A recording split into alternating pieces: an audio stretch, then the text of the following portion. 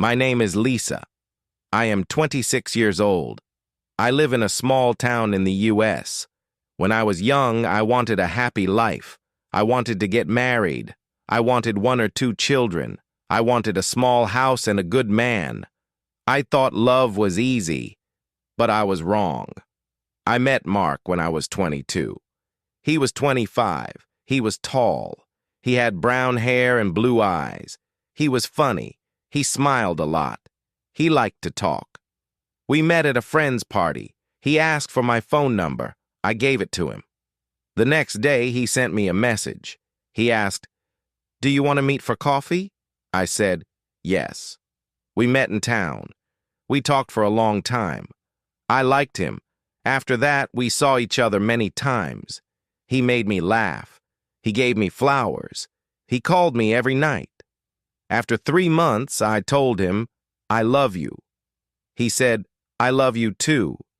I believed him. We were together for 1 year. I worked at a grocery store. Mark worked at a car repair shop. We didn't have much money, but I was happy. Then something changed. One day I felt sick in the morning. I thought I had a cold, but the next day I felt sick again. My best friend Sarah said, "Maybe you are pregnant." I said, "No, I don't think so." But I was not sure. I bought a test. I waited. The test showed I was pregnant. I was shaking. I looked at it. I was pregnant. That night I went to Mark's apartment. I looked at him and said, "I have news." He looked at me and asked, "What is it?" I said, "I'm going to have a baby." He was quiet. He looked at the floor. He did not speak for a long time. Then he said, "Are you sure?" Said, "Yes, I did a test, I am sure." He stood up. He went to the window. He looked outside. He did not look at me. "This is not a good time." He said, "I am not ready to be a father." I felt cold. I felt sick. Said, "But we love each other." He said nothing. He just said, "I need time to think." That night he did not hold me or kiss me. I could not sleep. In the morning he left early. He said, "See you later." But I knew something was wrong. After that, everything changed. He stopped calling me. He stopped answering my messages. He didn't want to see me. One day I went to his apartment. I knocked on the door.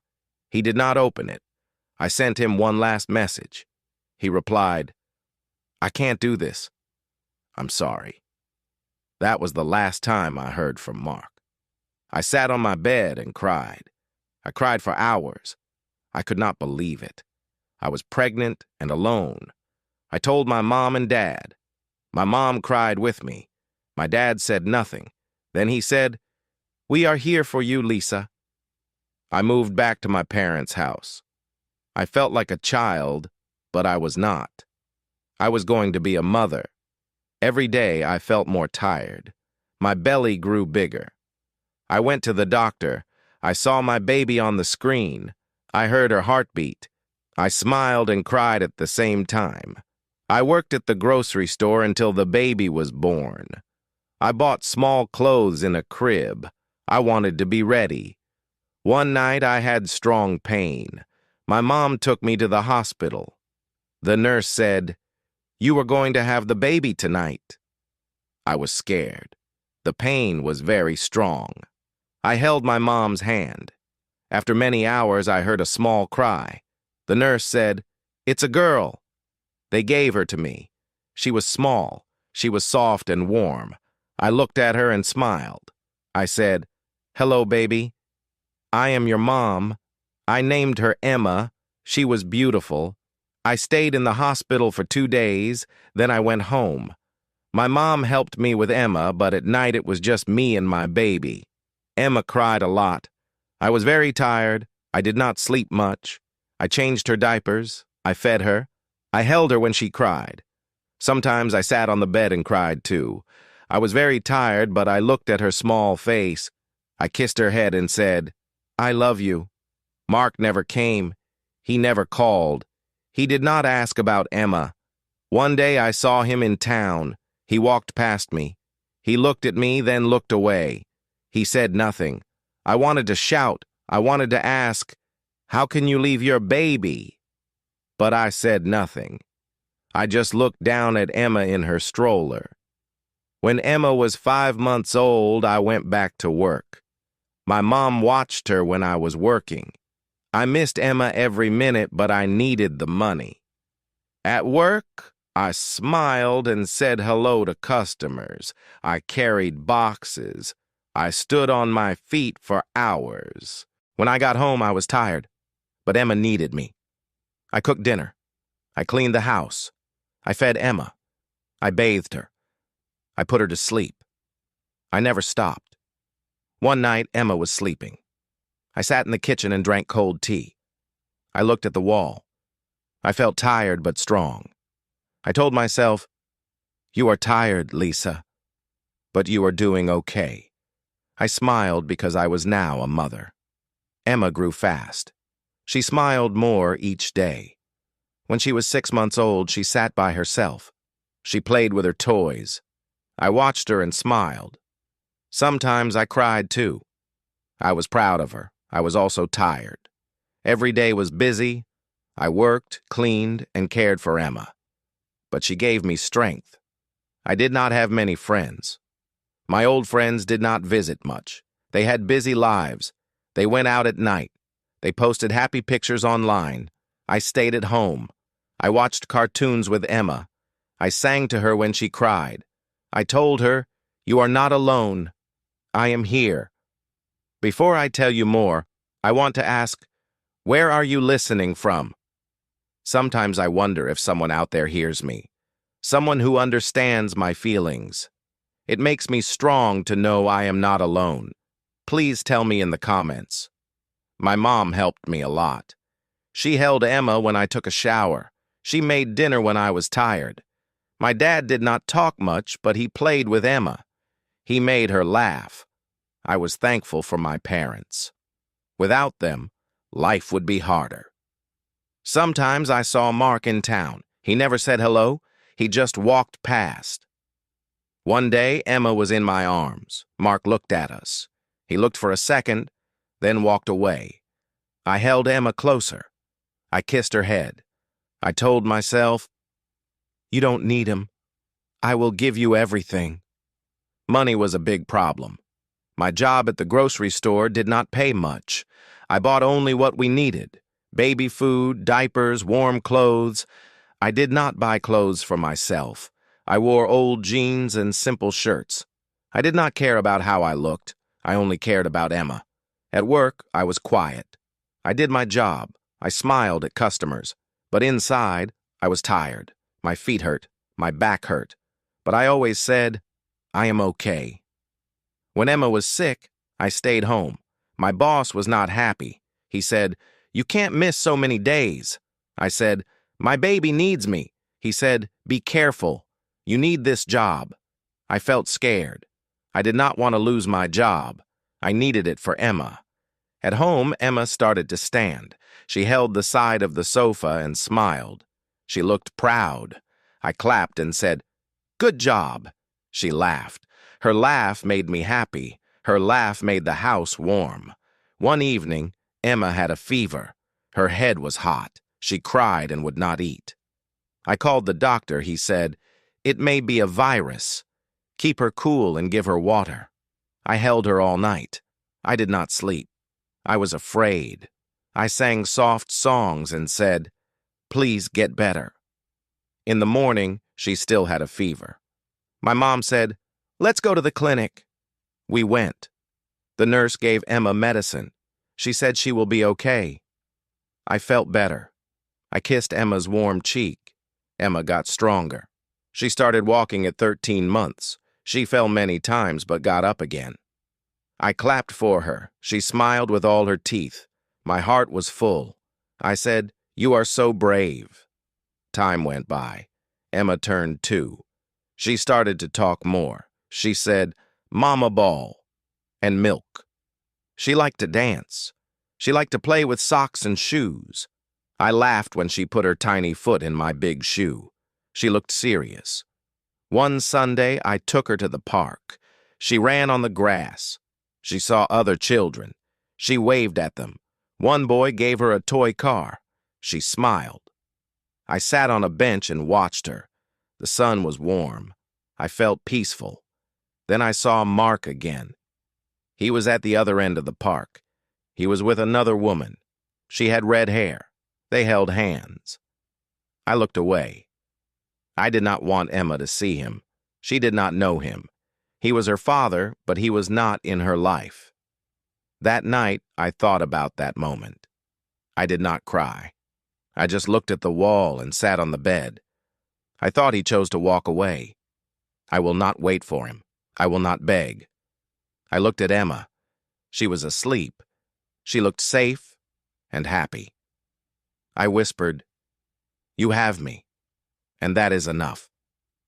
A few days later, I got a letter from the housing office. They said I could get a small apartment. It was not big, but it was mine. I felt excited. I packed our things. My mom helped me.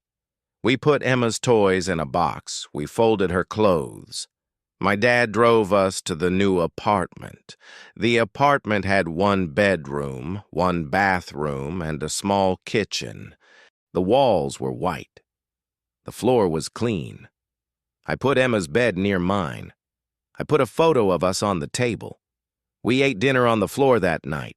We had toast and tea. Emma laughed and dropped a spoon. I picked it up and smiled. I said, "This is our home now." In the new apartment, life was quiet but hard. I worked. I took care of Emma. I paid rent. I cooked simple meals. I read bedtime stories. Emma liked books with animals. She liked the one with the blue bear. She said, "Bar is funny." I kissed her and said, "You are funny too." Some nights I felt lonely. I missed talking to someone. I missed hugs, but I never missed Mark. I did not want someone who left. I wanted peace. I wanted love that stayed. One day at work, a woman came to my checkout. She had a baby in a stroller. She looked tired like me. She smiled and said, "It's hard, isn't it?" I smiled and said, "Yes, but they are worth it." She said, "You're doing a good job." Her words made me feel good. That night I told Emma, "You are my sunshine." She smiled and hugged me. I was still tired. I was still poor, but I was not broken. I was strong. I was a mother. Emma was now 3 years old. She could talk more. She asked many questions. She asked, "Why is the sky blue? Where do birds sleep?" I smiled and answered simply. She was smart. She liked to learn. She liked to sing and dance. Her laugh was my favorite sound. We had a simple life. We lived in our small apartment. We had a routine. I woke up early. I made breakfast. Emma ate slowly. She always wanted one more spoon of yogurt. I took her to daycare near our home. Then I went to work.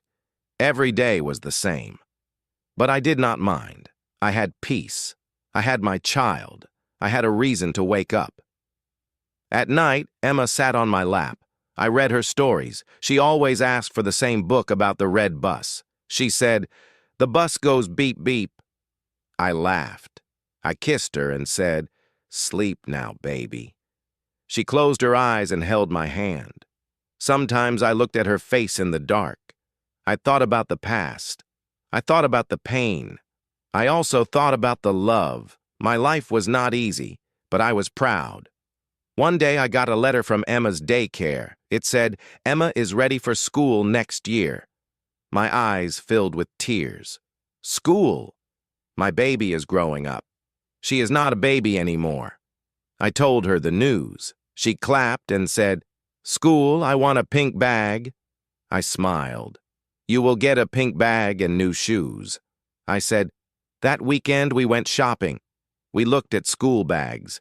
Emma touched each one. She said, 'Too big, too small.' Then she saw a pink one with stars. She held it and smiled. We went home. Emma wore the bag inside the house. She walked around like a little student. I laughed. I felt happy and sad. I was proud of her, but I also felt scared. She was growing so fast. Time went by. Emma turned 4. She was taller. Her hair was longer. She made friends. She said, "Mom, my friend is Lucy. She has a dog." I said, "That's nice." She asked, "Can we get a dog?" I said, "Maybe one day." I worked more hours now. My boss gave me extra shifts. I said yes to everyone. I needed more money. I wanted Emma to have more. Sometimes I felt tired, but I always told myself, "You can do this, Lisa." One Friday, I came home late. My mom was there. She watched Emma that evening. I took off my shoes. Emma ran to me. She said, "Mommy, you're home." I hugged her tight. My mom smiled and said she missed you. I looked at my daughter and felt something deep inside. After my mom left, I made tea. Emma played with her doll. Then she looked at me and asked, "Mom, do I have a dad?" My hand froze. I looked at her. I sat next to her. "Why do you ask?" I said. She said, "At school, my friend said her dad picks her up. Do I have a dad, too?" I felt a little pain in my chest. I held her hand. I said, "Yes, you have Dad." "But he does not live with us," she asked. "Why not?" I said. "He made a choice. He did not want to stay." She looked at me with soft eyes. She said, "But I have you." I smiled and kissed her head. "Yes," I said, "you have me, and I will never leave." That night I cried a little in the kitchen. I cried quietly. I did not want her to hear. I just needed to let it out. One evening, a woman from Emma's school came to talk to me. She said, "I'm Emma's teacher. She is doing well. She is kind and curious." I smiled. The teacher said, "You are doing a good job. She is a happy girl." Her words stayed in my heart. I was trying my best. Maybe my best was enough. Emma started school that year. She wore a new uniform. She held my hand tightly on her first day. I said, "You are brave. You will do great." She asked, "Will you wait for me?" I said, "Yes, I will always wait for you." She went into the classroom. She looked back and waved. I smiled and waved back. Then I sat on a bench outside. I cried again. Not because I was sad, but because I was proud. Our life was still simple. I still worked long hours. I still counted every coin. But I had a little girl who smiled at me every morning. She said, "Good morning, Mom." With joy, that was more than enough. One Sunday, Emma and I went to the park. She ran and played. I sat on a bench and watched her. A man sat next to me. He said, "Is she your daughter?" I said, "Yes." He said, "She looks happy." I smiled. I said, "She is." He said, "That's all that matters." I looked at Emma. I thought about everything. The tears, the nights alone, the fear. Then I looked at her bright smile, her strong little legs, her big eyes. Yes, I thought she is happy, and I did it all alone. If you liked my story, please like, comment, and share. More simple and emotional stories are coming soon.